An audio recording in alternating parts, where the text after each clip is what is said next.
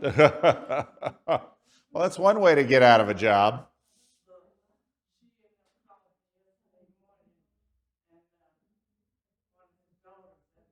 I see you, Rick.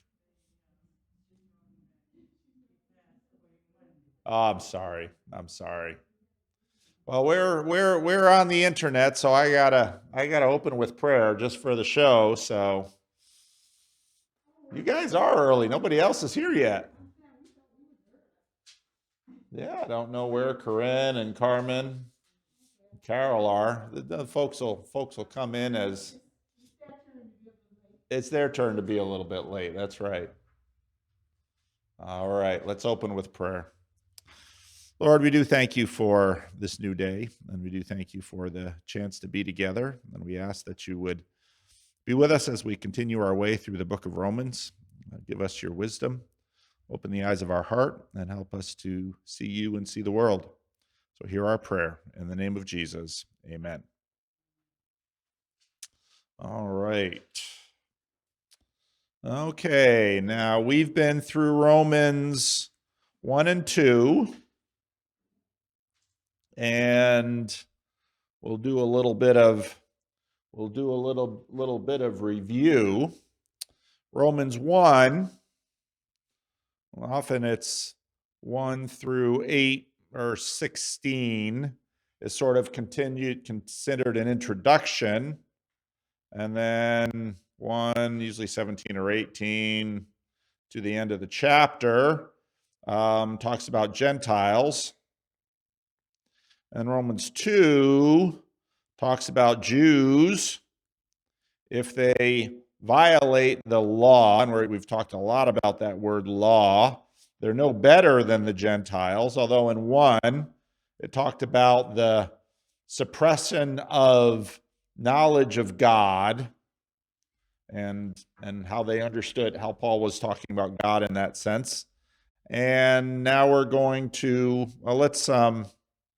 we've used an illustration about, we've talked about sort of two senses of the law. Let's call them law number 1, which is sort of immediate consequences. And law number 2, which we would say is mediated consequences. All right.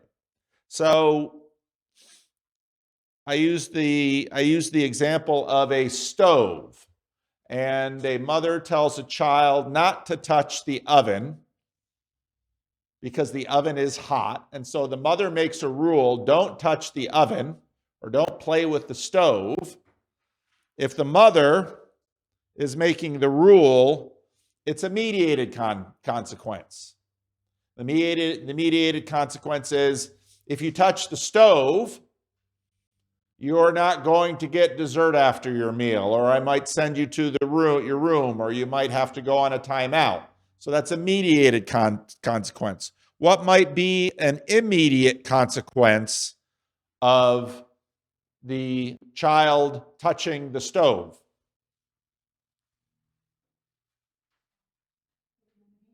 Child would get burned. So we talked about mediated and immediate consequences. We also used an example of speeding down I-5. Let's say doing 150 miles per hour down I-5. What would be the mediated consequence of speeding down I-5?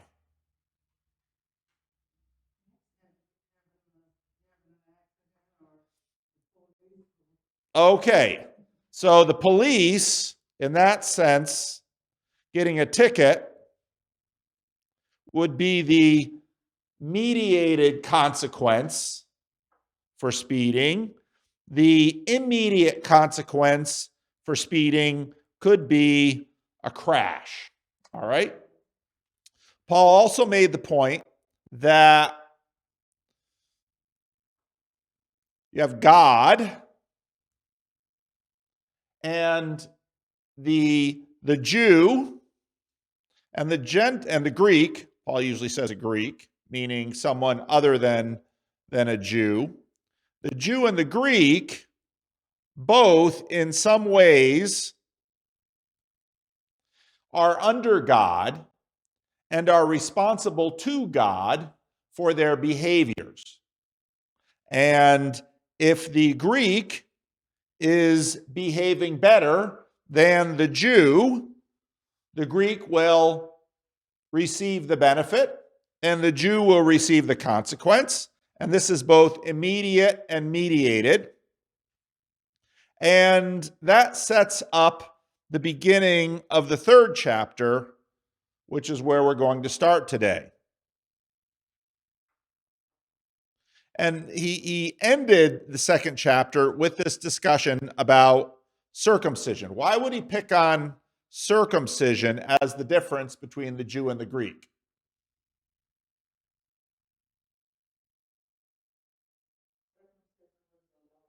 Circumcision was the law. Circumcision was the covenant agreement going all the way back to Abraham, setting aside the Jews from the Gentiles.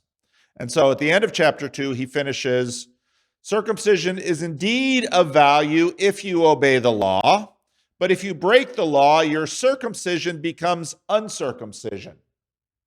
So in other words, he's using circumcision not only referring to the physical ceremony, but he's using it metaphorically to talk about a commitment to the covenant and a working one's way out of the covenant.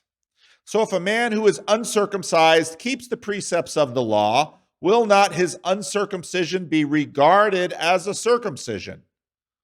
What does Paul mean by that? His uncircumcision be regarded as a circumcision. The LEB says, uncircumcision be credited for circumcision. He's basically saying that if the Greek keeps the law, it's as if he's fulfilling the covenant by virtue of his actions and will be rewarded by it. What's that? Clean and unclean.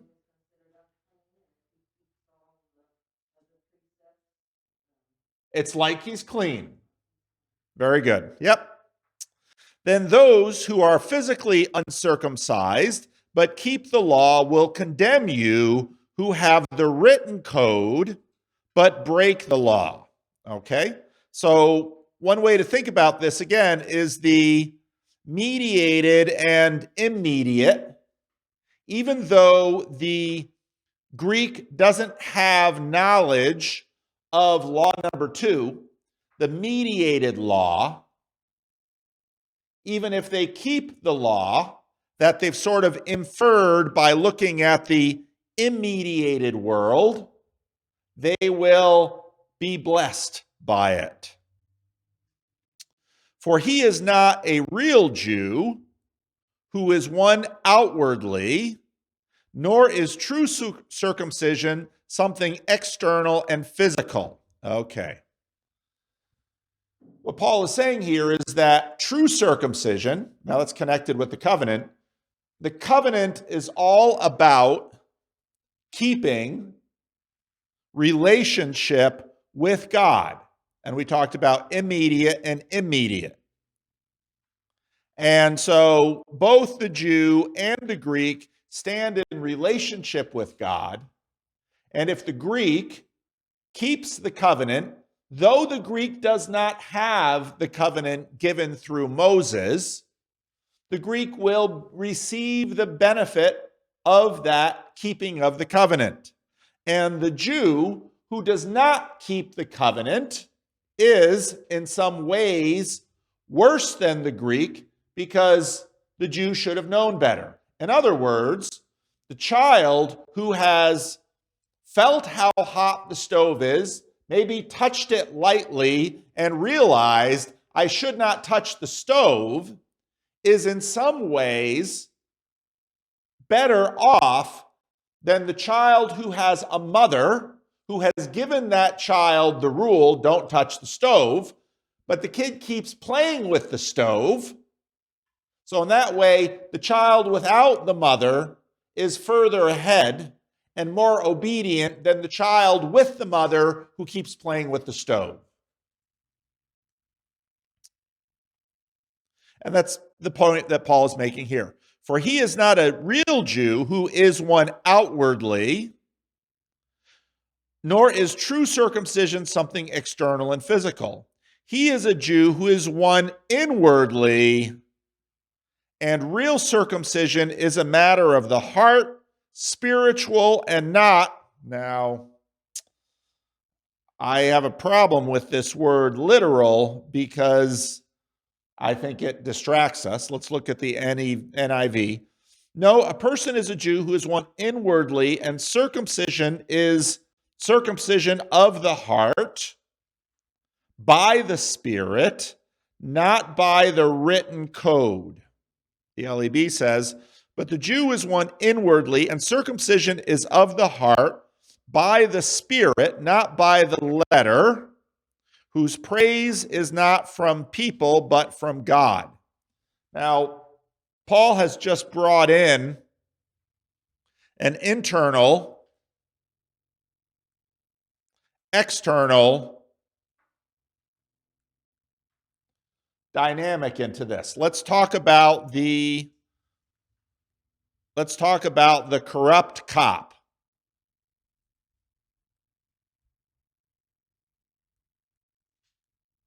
Okay. And talk about the corrupt cop in terms of internal and external. What's going on with the corrupt cop in terms of internal and external? Because it really doesn't work without this distinction. From the outside, what does the police officer look like? Okay, what are the markers of this? The uniform,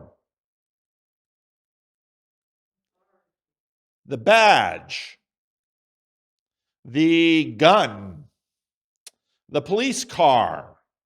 All of these are markers, external markers, that this individual is a police officer. Now, we've talked about righteousness. And we've talked about righteousness is the thing inside the cop that makes the cop either a good cop or a corrupt cop, right? And so a good cop and the corrupt cop outside look the same. They have a uniform, they have a badge, they have a gun, they drive around in a police car. They're indistinguishable from the outside, but there's a difference on the inside. On the inside, the good cop is attempting to do what?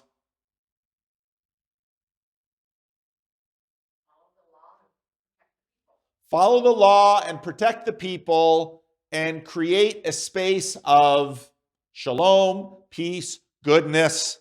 The corrupt cop is, well, what kinds of things corrupt the cop? What kind of things does a corrupt cop do?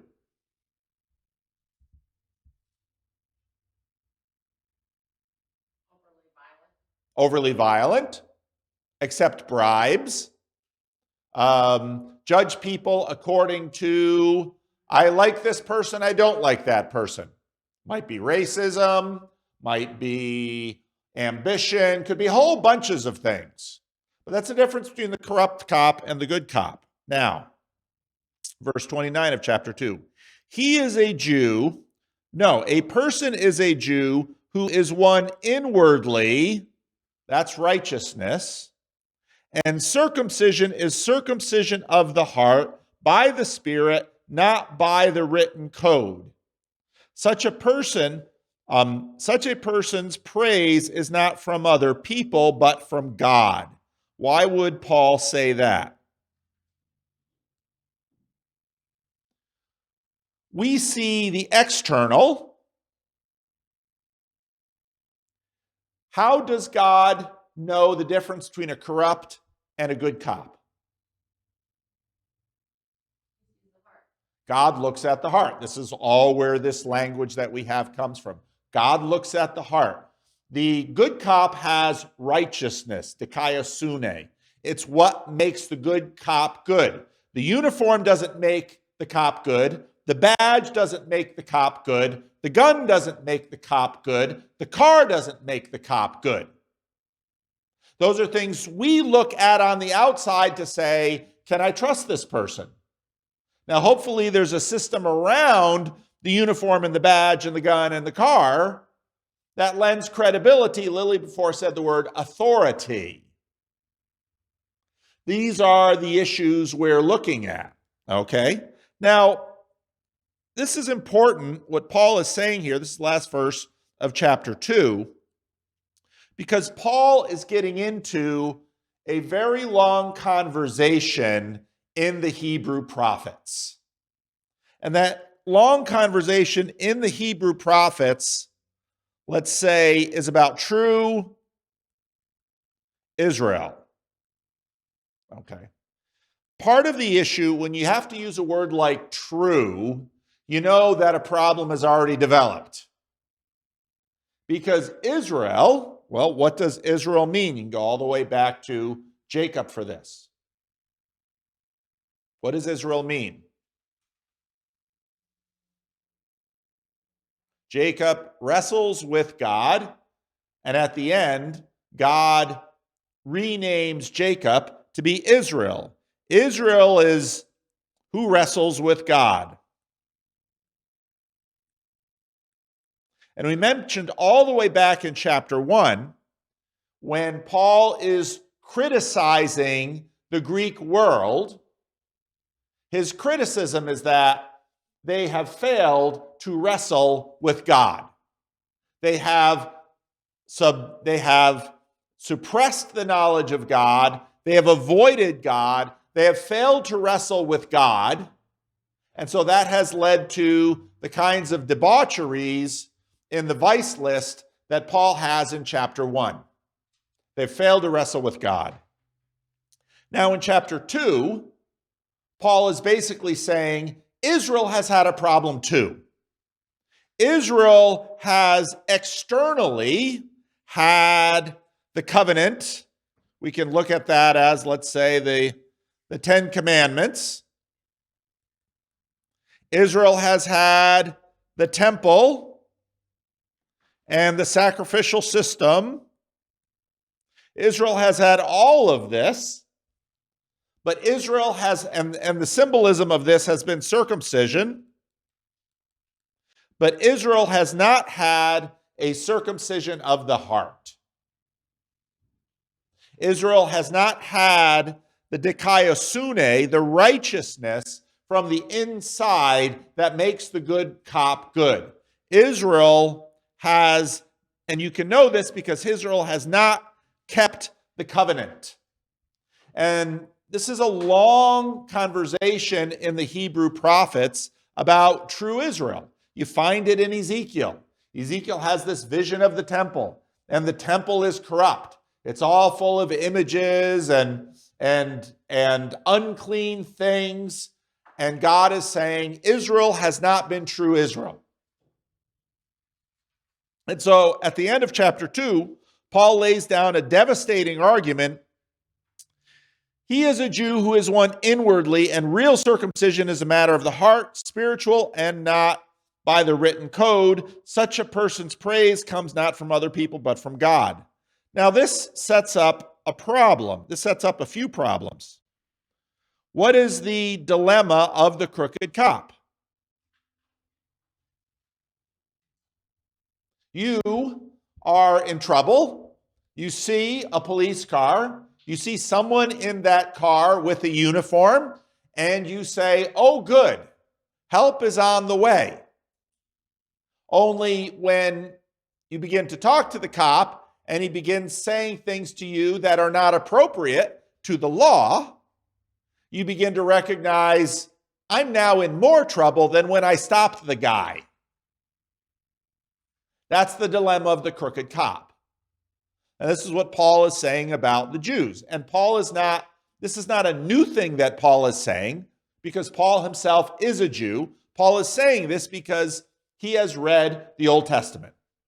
And the Old Testament says the Jews have a problem. They don't keep the law. So if you look at the history of the Jews, so we have in Genesis, you have the patriarchs. At the beginning of the book of Exodus, what do we find? What has happened to the children of Jacob? Okay, they have multiplied, and that is a signal of God's blessing, but they are enslaved. Is their enslavement a signal of God's blessing? That's really hard. We'll leave it there for now. Because this is not uninvolved with this question of the Greeks, and we're going to get there. So they're enslaved, and God is going to rescue them and bring them to the land that God promised to Abraham. Okay, there's the story.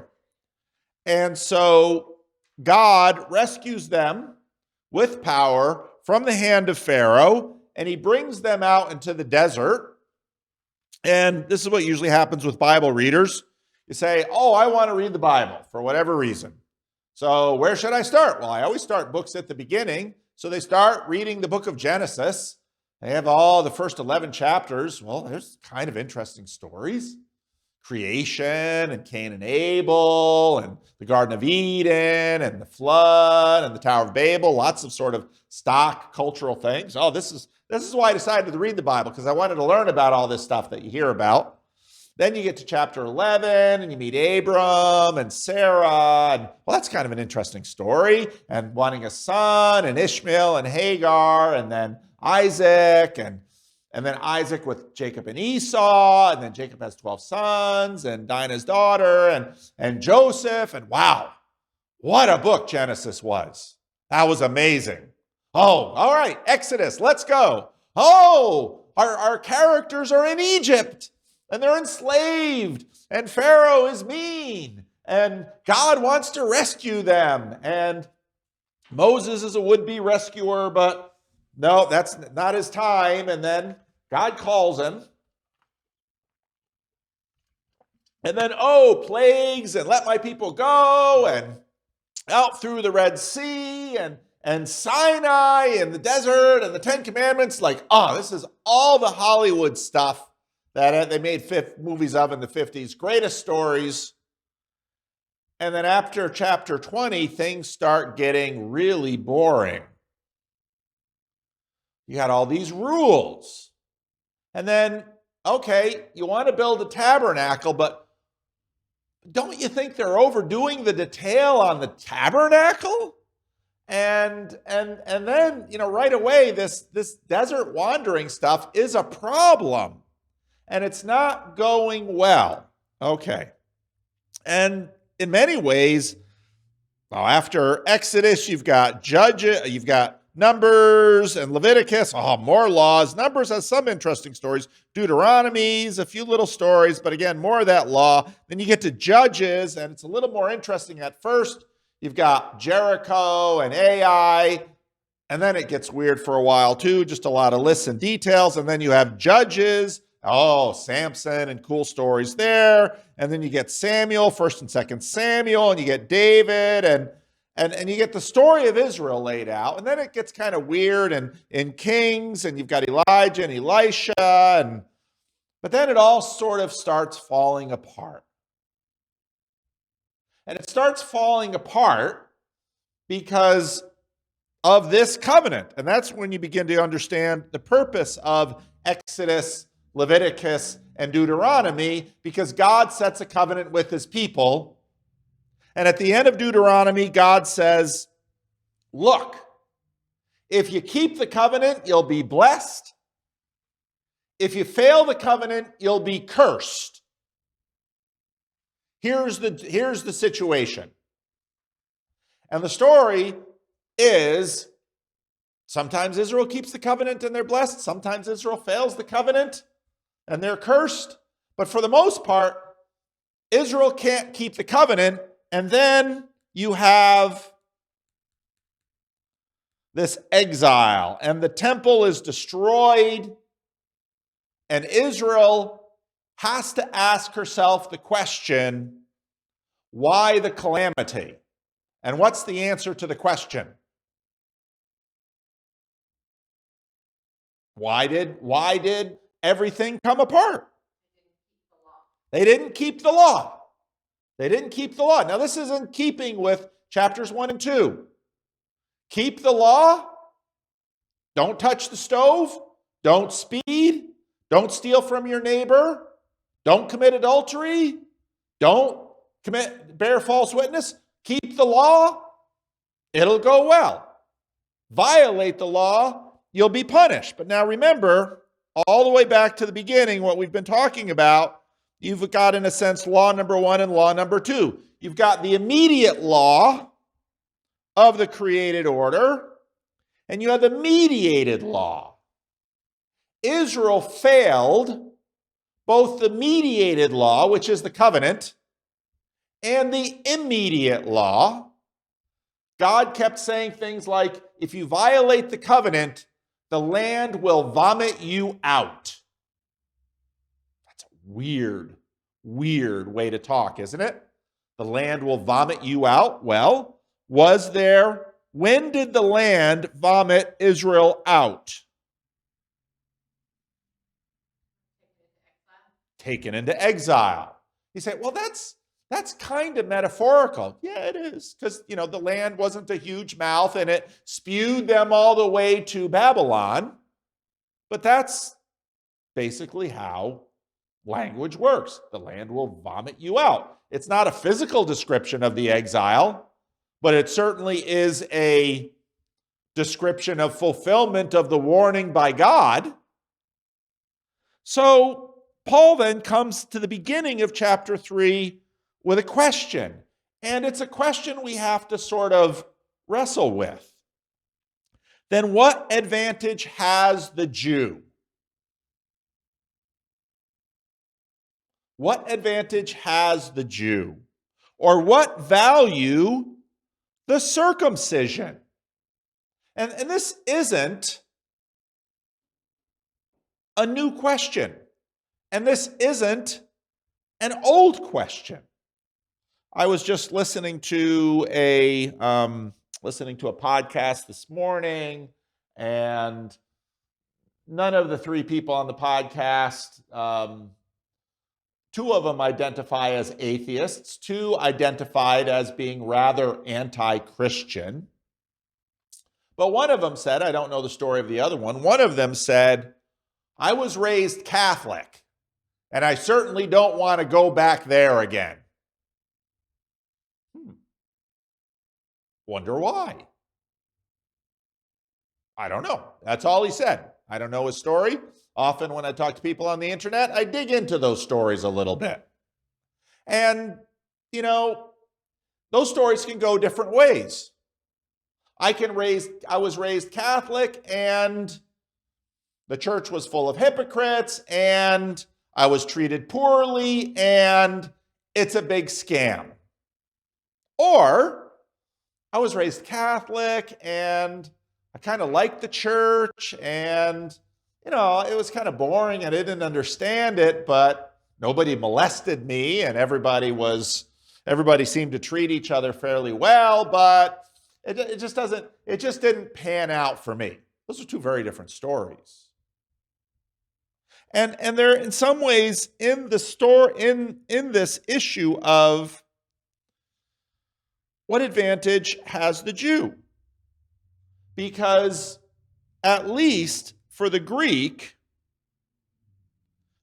has been looking at the world, looking at immediate consequences for different behaviors, developing wisdom based on, I felt that stove, maybe, I felt the stove, maybe mom was drunk or neglectful and never gave the rule of don't touch the stove.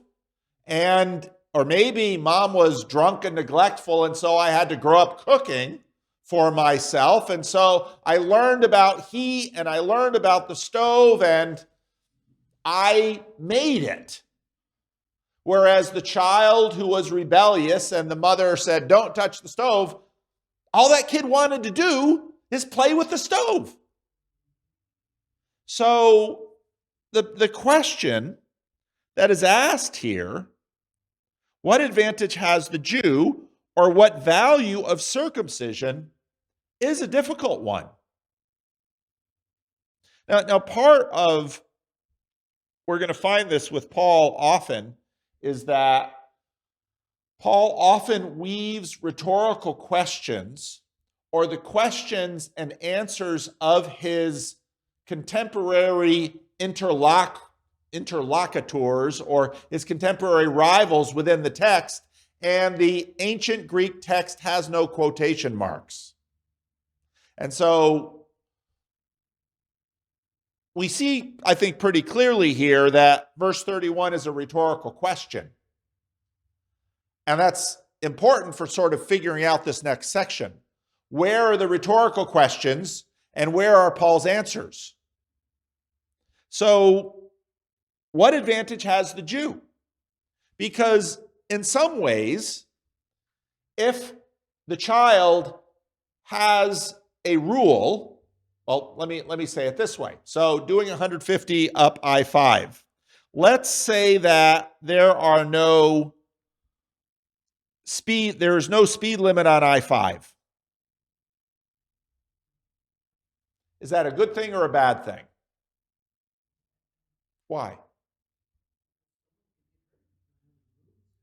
It's a bad thing because someone could get hurt if you don't have any rules. So in other words, the traffic laws are a good thing. But now let's imagine that something has happened to one of your loved ones and you need to get to the hospital right away, and there's a whole nest of laws between you and the hospital. And there are cops, and there are stoplights, and there are all these things. Now, actually, in our culture, we have provision for that. What is it? The ambulance. It's the siren. It's the flashing lights and the siren, right? Because when we hear the flashing lights and the siren, it means all the rules of the road are paused for this vehicle who has authority.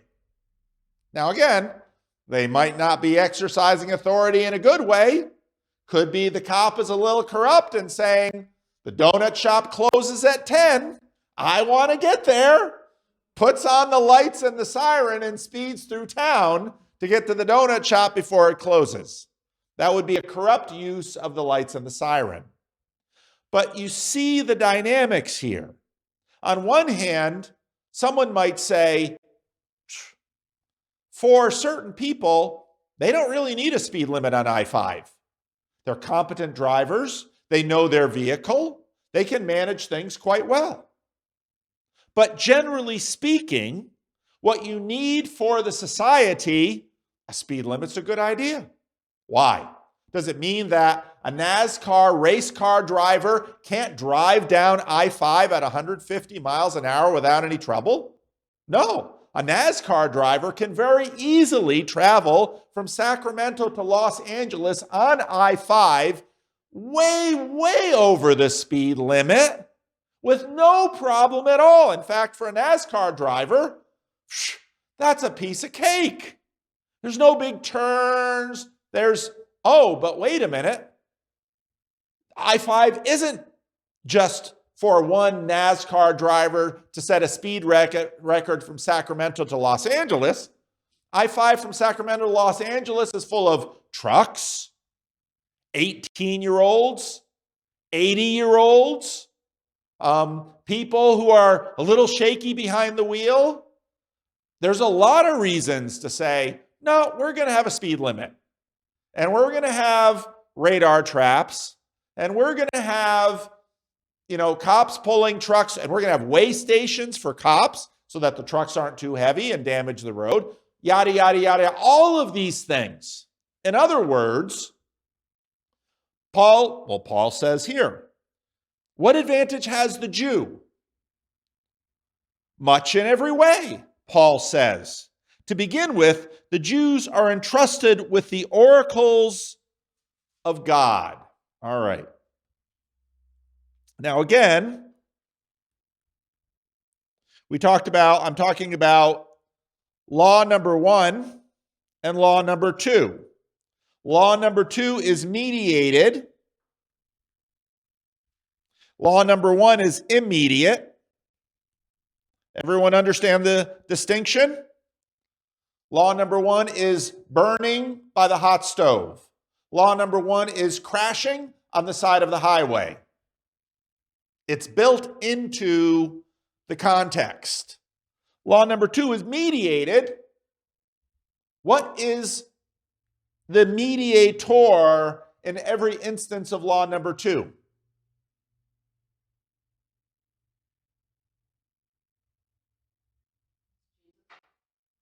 Well, it's mom who says, don't touch the stove. It's the cop who pulls you over. When we talked about Judgment Day, it's a judge. It's God. It's, in every case, a person. Okay, you've got to get to the hospital. Someone's having a medical emergency. Wasn't time to get an ambulance, or you didn't have a phone, or for what is you? So you're cruising down Florin Road. You're trying to get to 99 because you want to get down to Kaiser South. Cop pulls you over. You look in your rearview mirror. You got a cop behind you with the lights. You got one or two choices. You can keep going, or you can stop. I'm not sure which is better. Let's say you stop. What's the first words out of your mouth to the cop? Emergency. I have a medical emergency. You try to convince the cop. So if you can convince the cop, maybe the cop will say, well, get in my car and I'll get you there right away. In other words, but a person has to make a judgment and a determination about the consequence of violating law number 2. So I told you not to touch the stove, but Mom, the pot was boiling over, so I turned it off. Oh, okay.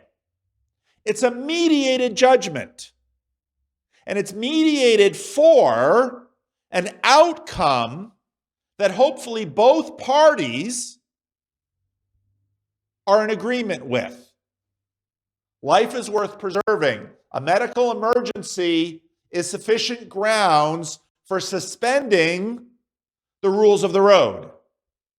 The pot boiling over, which will cause a mess or loss of food or even another danger, is sufficient grounds for pausing the mediated law of don't touch the stove.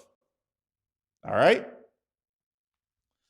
Now, we've talked a lot about God versus the meta-divine realm. In Greek philosophy, now this is a simplification, of course, you had a meta-divine realm above which the gods acted. And people down below interacted with the gods in order to get what they wanted. In the Bible, you don't have a meta-divine realm. There are no fates. There is no realm above God. Okay? Now, in a bunch of my videos, now this aspect of God, I often call God number 1. Now, if you look at law number 1 and God number 1, oh my goodness, I use the same number for both. Why? So the Greek works in this realm, according to Romans 1, has suppressed the knowledge of God But what can the Greek learn about the stove?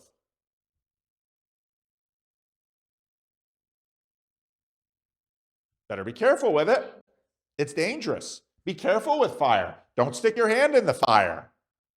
The Greek can learn about God from the physical world. But what God is the Greek learning about? The God, the creator God who made the world. It's exactly what Paul says in chapter 1. You can learn about the creator God. You can learn about his majesty. You can learn about his power. But now, what you have in the Hebrew story is what I often call God number 2. A personal God. When the God of Israel rescues Israel from Egypt, talks to Moses, shows up as a burning bush, God is acting in a personal way. He's talking to Moses. He's giving a covenant. He's giving the law. Law number 2. He is telling them about the world. One of the ways, the 10 Commandments. You shall not commit adultery. You shall not steal. You shall not murder. You shall not bear false witness. Honor your father and mother. Let's deal with that one. Honor your father and mother. Because that's one of the trickier ones. Why is honoring your father and mother a tricky law?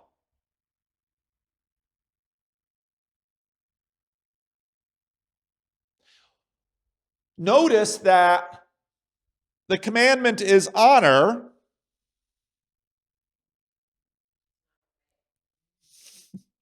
It's not obey. Now, often, honoring your father and mother means obeying them. But it is not an absolute command to obey your father and mother no matter what. Same with government. Honor the government generally means obey the government. In fact, even the government understands this. And they understand this with, let's talk about war crimes or something. So you've got a soldier who's a private. And let's say he's a low-ranking, we'll just use Russia now because they're doing this stuff in Ukraine.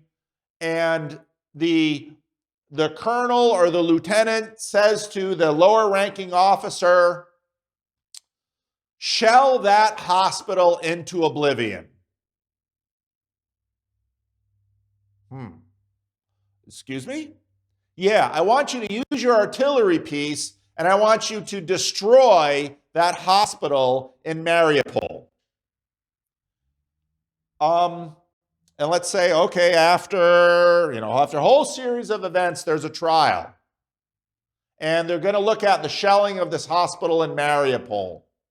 And who pulled the cord on the artillery piece? That private there. The private gets up on the stand and the private says, I was just following orders.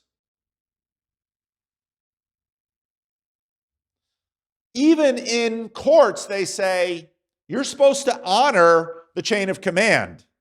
But there are limits that don't burn down the village, don't rape the inhabitants, don't kill the children. Just following orders is not an excuse. You are accountable personally to laws that are above the laws of your nation and the chain of command.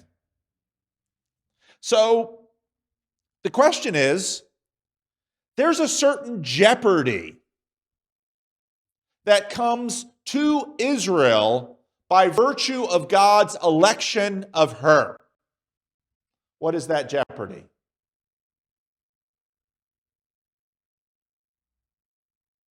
Israel should know better.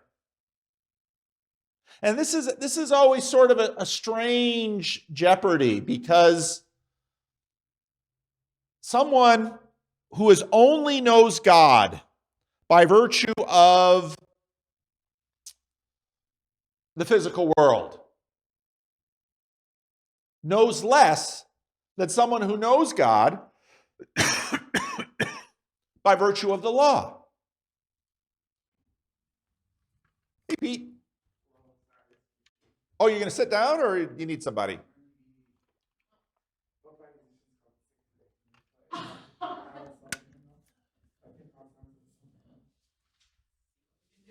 All right. He's getting called upon to play. All right. You can always pass out the elements beforehand.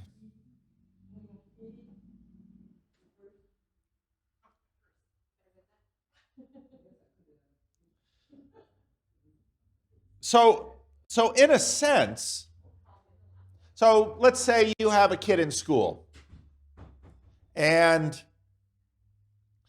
your kid, a whole bunch of kids got caught spray painting cars in the faculty parking lot.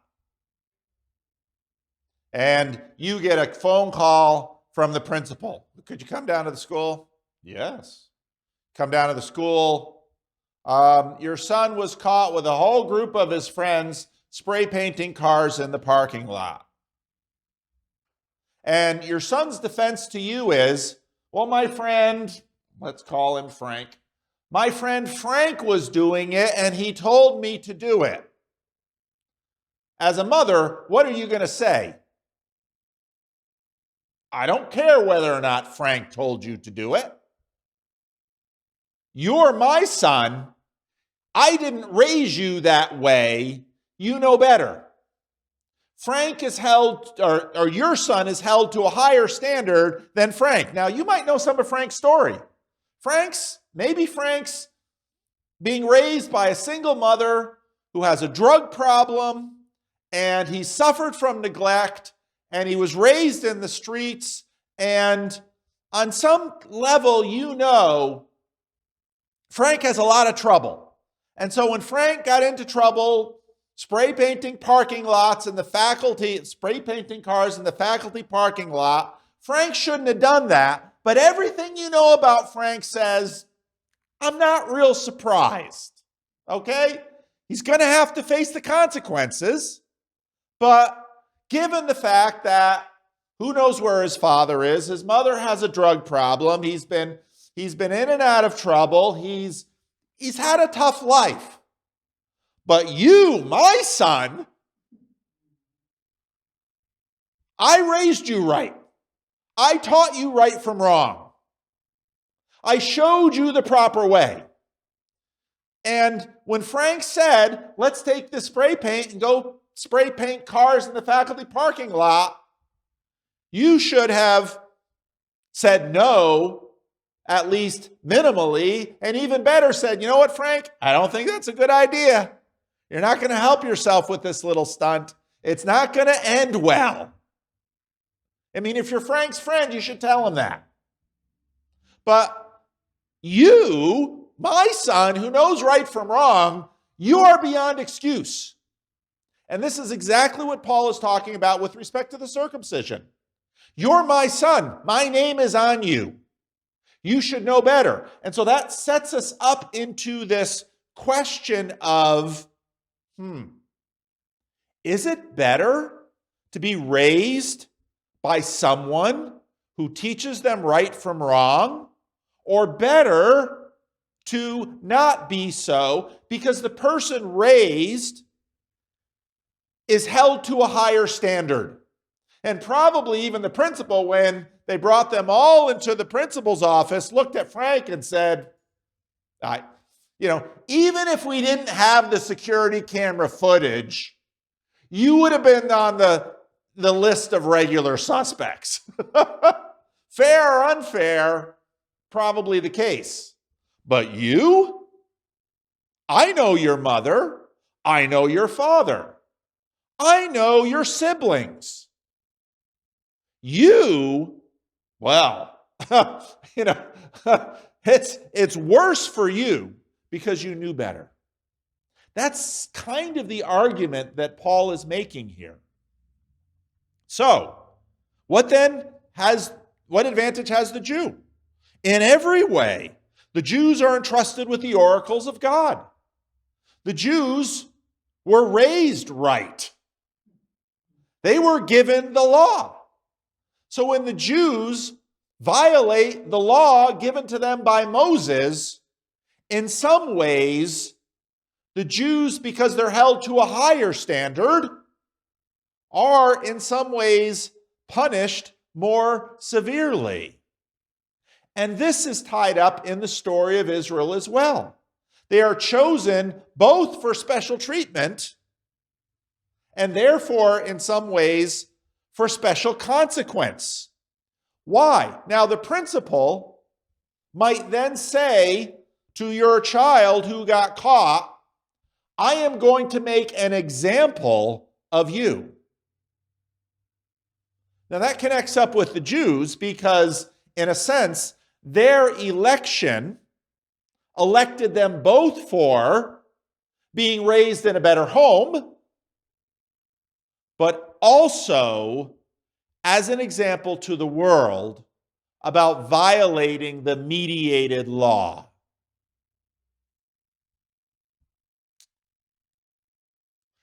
What if some were unfaithful? Does the faithlessness nullify the faithfulness of God? Ooh. This gets a little deeper. Okay. So your son, who marked up the cars in the faculty parking lot, someone might say, now, Frank, we get that. His father skedaddled, was a deadbeat. His mother had a drug problem. He didn't have any supervision growing up, had to make his way on the streets. The fact that he did this shouldn't have, not a total surprise. But now, let's give this kid a name. What name should we give this kid? We'll give him the Spanish name, Fulano. Paul. All right. Paul. Let's make it first personal here. Paul, your father's a preacher. Your mother works in the Christian school. You were taught right from wrong. You are a minister's kid. You should know better. Suddenly, and actually, it's fun that you mentioned that because preachers' kids tend to have a reputation. And they have a reputation exactly for this kind of thing. And what it points to is, hey, now, wait a minute. It's fairly easy for us to understand that if you have a deadbeat dad and your mom has a drug problem, and, you are only fed by virtue of food stamps, and you are in and out of juvie, and you were raised on the street. Yeah, I can kind of understand why you'll get in trouble. But what does it say about the church or the law of God or all of these other things that are supposed to yield? Oh, come on in. We've only got 5 minutes left of class. So, what's your name? Lori Ellen. Hi, nice to meet you. Thanks for coming. So, what does it say about the fact that preachers' kids are sometimes the most incorrigible?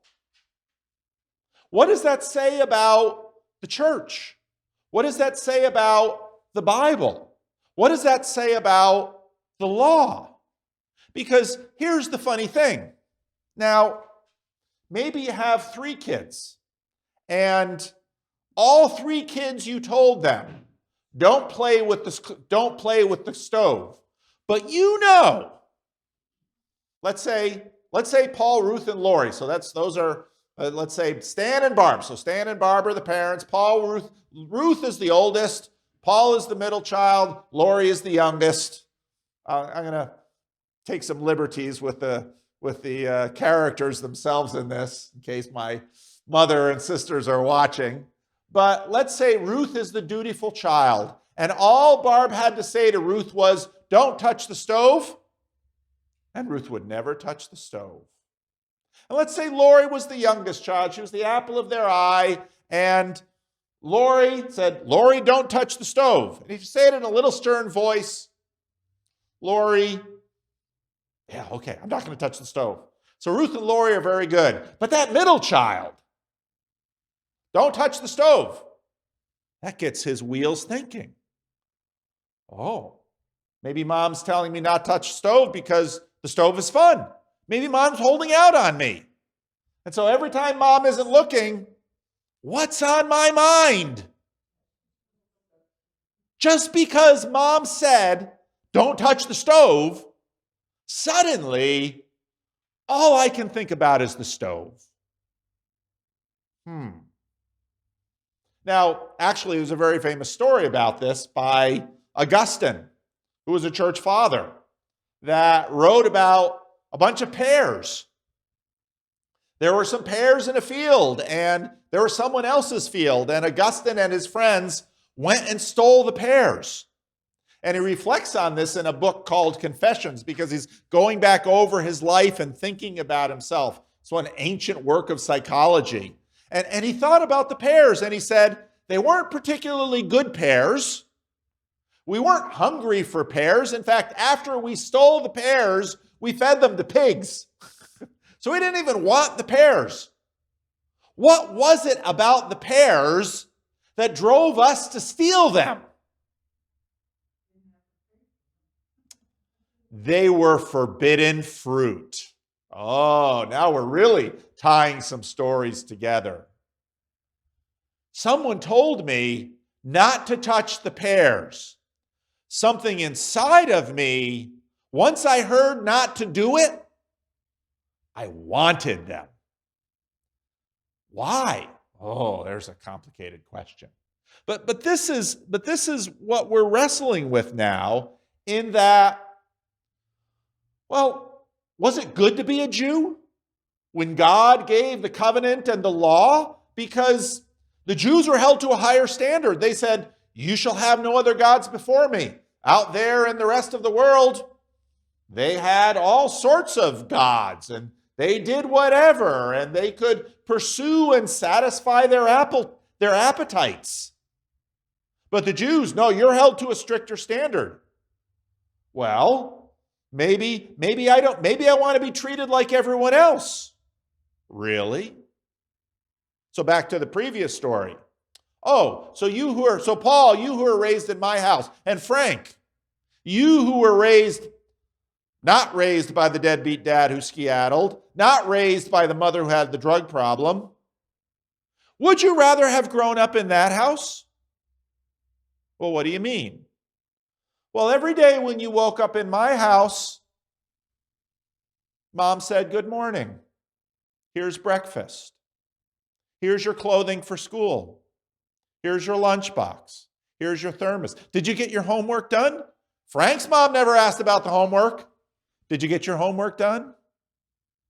Do you need some help with your homework? Frank's mom never helped with the homework. You really want to live in Frank's house?